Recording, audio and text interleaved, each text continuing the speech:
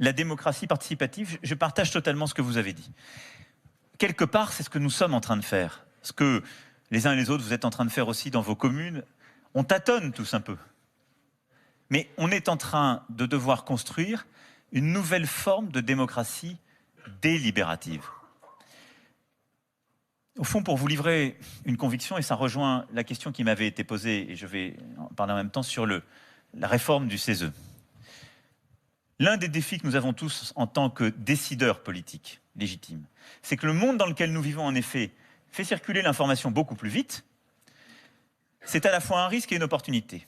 C'est un risque parce qu'il y a aujourd'hui beaucoup aussi d'informations fausses, relatives, décontextualisées qui circulent.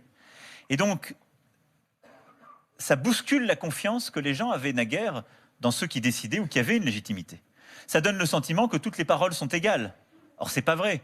Quand on parle de sujets de dépendance, la parole d'un scientifique est plus crédible que la mienne. Je peux parler sur des sujets d'organisation, mais pas médicaux. Quand on parle de sujets de transition environnementale, il faut une parole scientifique qui ne vaut pas la même que celle d'un simple citoyen.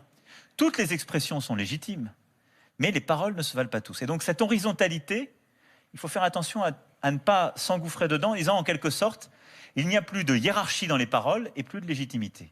Ça, c'est important, sinon on ne pourra plus jamais décider.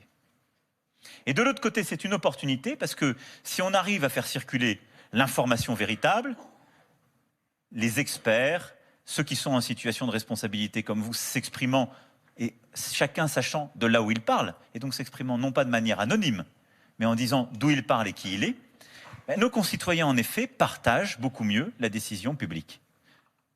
Et donc, ce que nous devons réussir à faire d'abord, c'est en quelque sorte une forme d'hygiène démocratique du statut de l'information.